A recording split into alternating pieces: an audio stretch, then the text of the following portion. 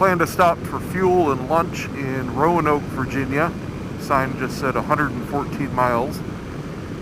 That'll give me a good fuel buffer. I'm at half a tank right now. Unmarked pavement. That's okay. I'm not a car. I can stay in my lane. Well, so far so good. We're about halfway through and no delays. All new pavement. I'm going to take a little stretch and water break here. Put in some eye drops again. See what this view looks like. Oh, it's nice. Can't really see much through the bushes here, but it's something. Fox Hunter's Paradise. End of road work. Well, I'm happy to say that they're done with the paving. I had a lot of subscribers warn me over the last few weeks that they had been through here and it was all torn up. And welcome to Virginia.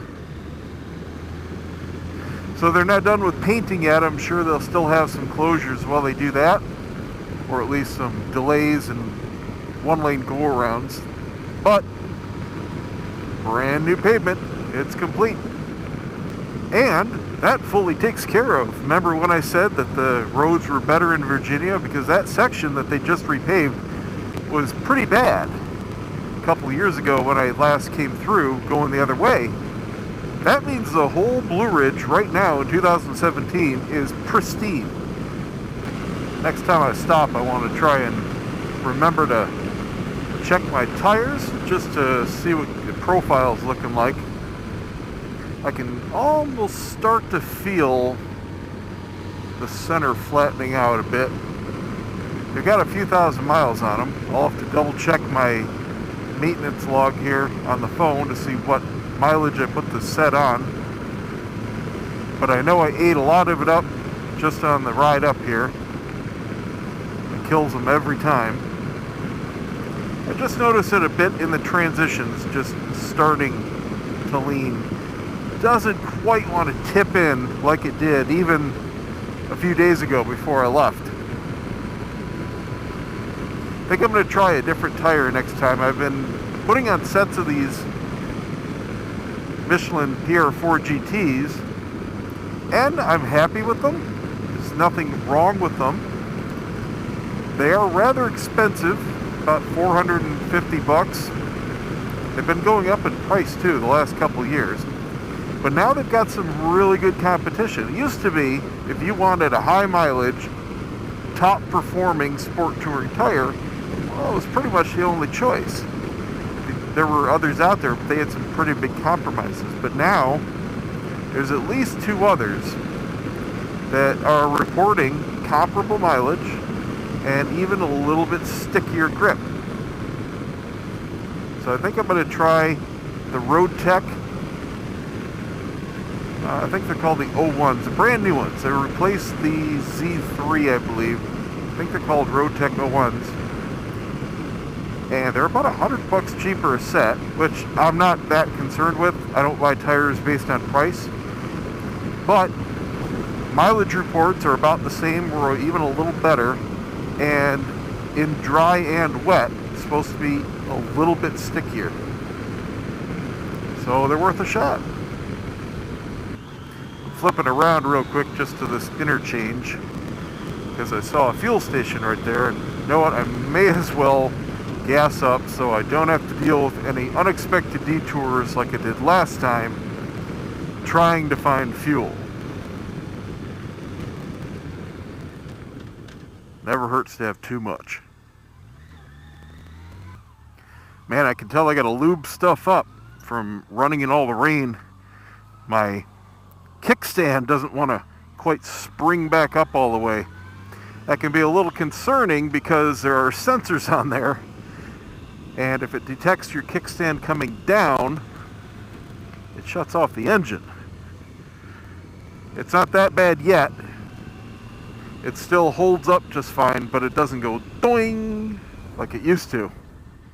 So I checked the map here, and I'm going to go to the Mabry Mill restaurant because I was going to stop there anyway. That's in about another 45 miles. Should put me about 12:30, maybe 1 o'clock if I stop somewhere else. So that'll be perfect for lunch. Well, I just arrived at Mabry Mill, got all my stuff put away, got the helmet in the side case so I can relax in the restaurant. I'm gonna stretch, shoot some video around here, get some photos, get some food. I'm hungry.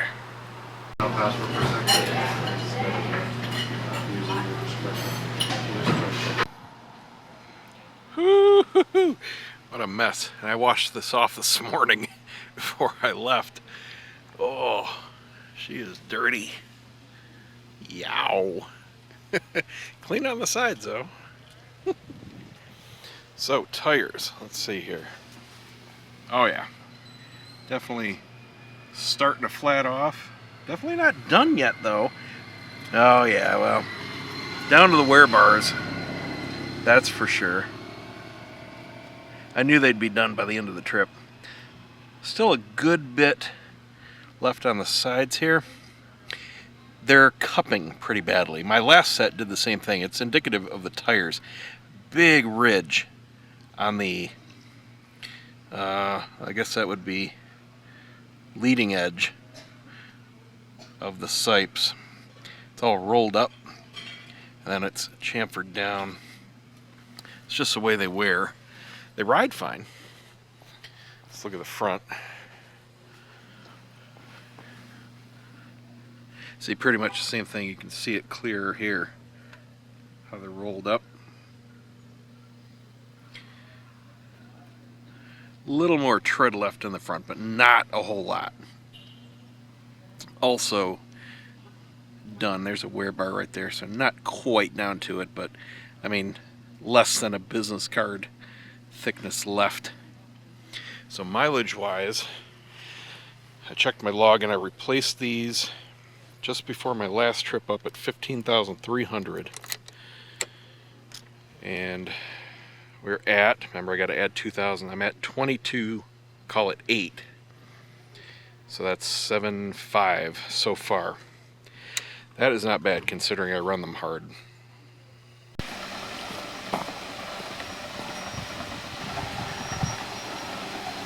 And now I know the reason why drones are illegal in national parks. Some jackass is flying one around here and it's making a hell of a racket. Okay, so they got the mill running. And last time there was a good bit of water flowing through these ducts, but not today. They're cheating. They're running water through a pipe. Huh, check that out. Homemade soap recipe. Take 1 hollow log ash hopper filled with ashes. Filter water through ashes to produce lye. I never knew that's how you produce lye. Huh, wonder why it's so toxic. Add old fat to lye solution and boil in iron pot. The result is homemade soap.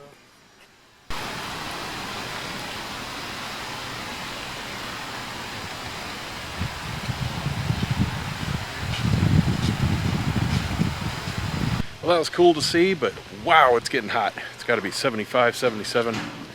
It's getting warm. Let's get back on the road. And I forgot to put my phone in the holder. I'll stop at the next turnaround. Got about 175 miles to go, and then a real quick short jaunt down to the hotel. I think this is one of the same ones I've stayed at before. The Super 8. I know I've stayed at a bunch of Super 8s. It's a nice chain around here. They're inexpensive, they're clean, good Wi-Fi, and they're usually in a really good location. Oh, that curve snuck up on me. All of a sudden a twisty.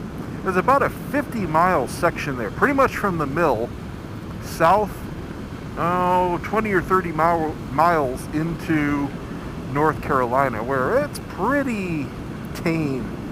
You got a lot of straight, flat, low roads. You're down into the valley, so you're around other... That kicked out on me hard. Into intersections and things like that.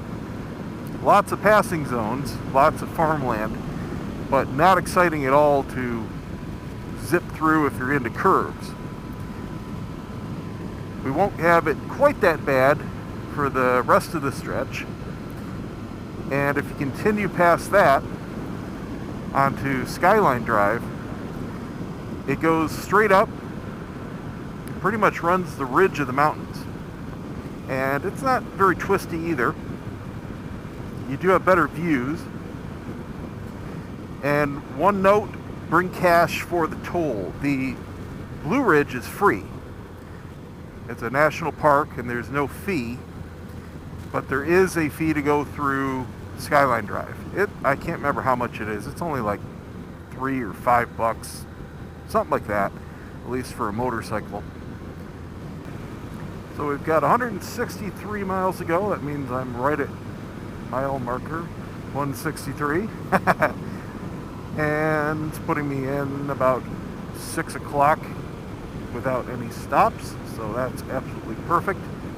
Gives me a good half hour, 45-minute buffer. And I don't mind about riding this last part in the dark, especially after the park getting to the hotel. No problem there. These aren't twisties. Who cares?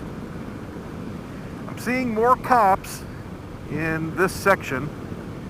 I've seen about 3 in the last 10 miles. I don't think I saw 3 for the for the last 300 miles.